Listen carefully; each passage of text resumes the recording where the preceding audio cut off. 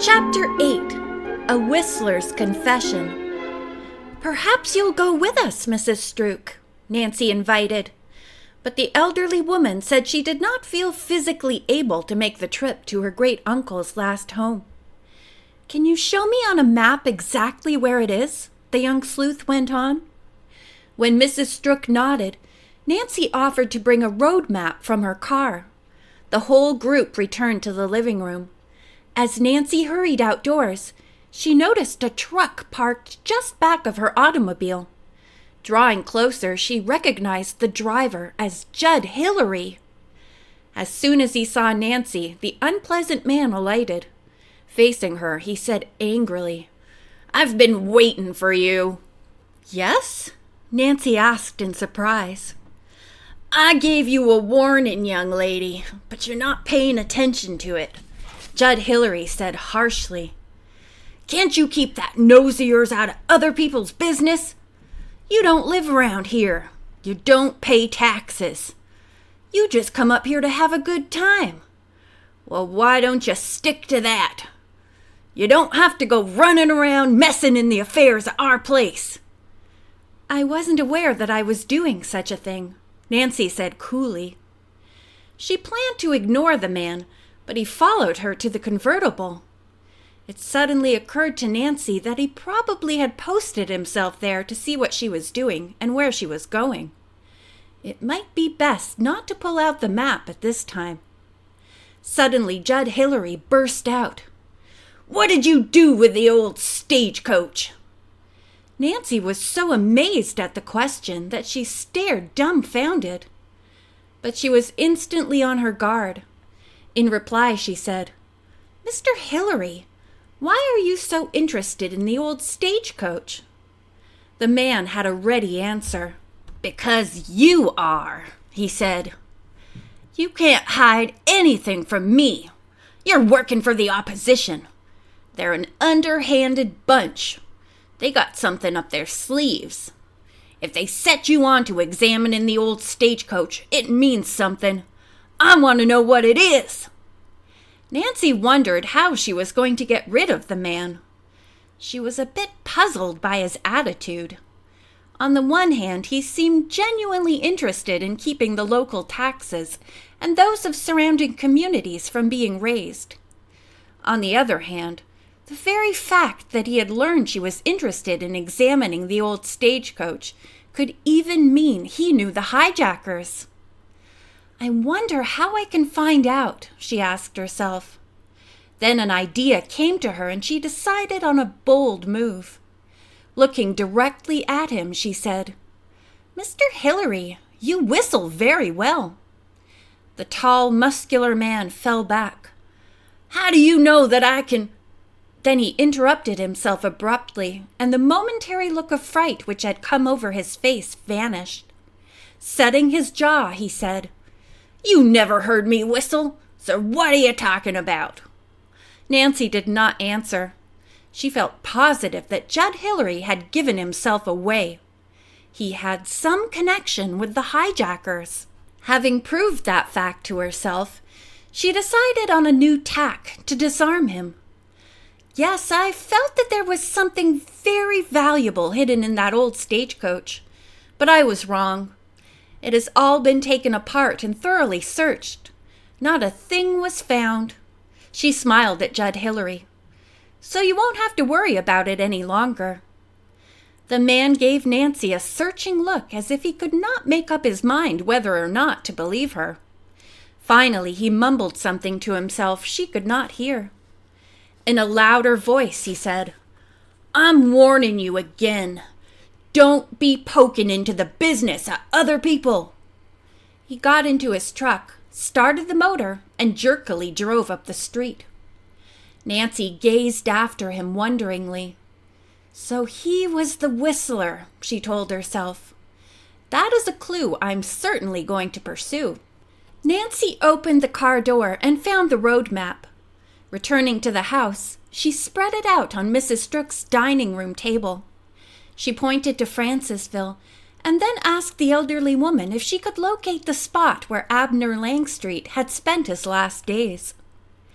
It took Mrs. Strook some time to figure this out. At last, she put her finger on an area about a half a mile in from a side road marked 123A. "I think this is the place." "There's a private road leading to the farm?" George asked. "I believe so," Mrs. Strook said. "I've never been on it myself, but I'm told it's only a dirt road." She warned the girls that this was a desolate area. "Does anyone live on the farm now?" Nancy asked. "Oh, yes. In fact, people have lived on the place ever since Great-Uncle Abner passed away. But no one has improved the farm much. I understand that right now a young couple are living on it. They're having a struggle financially." "That's a shame," said Bess sympathetically. Mrs. Strook nodded. "Their name is Zucker. I believe the husband was advised by a doctor to live on a farm for health reasons. Mr. Zucker is feeling better, but knows little about farming, so it's difficult to make ends meet." The elderly woman wished the girls luck as Nancy folded up the map and said they must go. At that moment, all of them heard thunder. Flashes of lightning streaked across the sky. "Oh, you must stay until the storm is over," Mrs. Strook insisted. "I guess we'd better," said Nancy. "I'll run out and put up the top of my car." Rain came down in torrents for about 20 minutes, then slackened off slightly. The thunder and lightning ceased, but the rain continued. "I'm afraid," said Mrs. Strook, "that it will rain all the rest of the day. I'd advise you girls not to try going out to the Zucker place. You'd certainly get stuck on those bad roads." Nancy realized the wisdom of this. "I'll take your advice, Mrs. Strook," she said, "and make the trip tomorrow." The girls said goodbye and dashed through the rain to the convertible. As Nancy turned it left upon reaching Main Street, and Bess realized they were headed for the business section of Francisville rather than Camp Merriweather, she inquired the reason. Nancy told her of her recent clash with Judd Hillary outside Mrs. Strook's house. "Oh, how dreadful!" Bess exclaimed. "You really think Judd Hillary is mixed up with those hijackers?" As Nancy nodded, George remarked, "Since Judd Hillary knows you're an amateur detective, he has no doubt told that to those crooks." Bess agreed and added worriedly, "We've never even heard their names. When you know who your enemies are, it's bad enough, but when you don't, well, it gives me the shivers to think about it." Nancy remarked, "Since I told Judd Hillary no clue had been found in the old stagecoach, I believe they'll leave me alone." "I certainly hope so," said Bess. "And what are we going to do in Francisville?" "First, quiz the druggist, Mr. Benfield, then other shopkeepers to learn if any of them ever saw Judd Hillary with 2 tall men, one a blonde and the other dark with a scar across his left wrist." Bess and George offered to help. By the time they were ready to start their inquiry, the rain had let up enough for them to dodge from place to place without getting too wet. They agreed to meet at the Willow Tea Room for a late lunch. When the 3 girls gathered together again, each reported failure. "I suppose that proves," said George, "that Judd Hillary meets these friends of his out in the country where nobody will see them." Nancy nodded. After the girls had eaten, they found that the rain was still coming down fitfully, so Nancy, Bess, and George decided to return to the lodge. Here they found that the management had arranged an 8 o'clock dinner dance. Tables had been taken from the center of the dining room floor, and only a ring of them left around the edges. Nancy, Bess, and George also learned that the special group whom they dated, Rick, Jack Smith, and Hobie White, had engaged a long table with places for the 3 girls. Dressed in pretty frocks, Nancy in blue, George in deep yellow, and Bess in pale green, The girls arrived in the lobby just before 8. Rick and the other 2 boys immediately came up to them, and together they walked into the dining room. The rest of their group was already there. They also found Ross and Audrey Monteith dragging chairs from another table with the thought of joining them. Rick scowled. Going up to the couple, he told them that there were no places left at the table.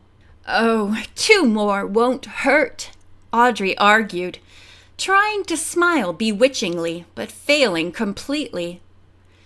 "It is already crowded," said Rick, his eyes flashing. "Now you know," Ross spoke up, "that there's always room for 2 more. "In this case, there's not," Rick said with such finality that the Monteiths pulled their chairs back to the other table. "Good for you," Nancy whispered to her partner. Soon the first course was served and the music started. She forgot all about the unpleasant couple. The rain had stopped several hours before, and about 10 o'clock the moon came up.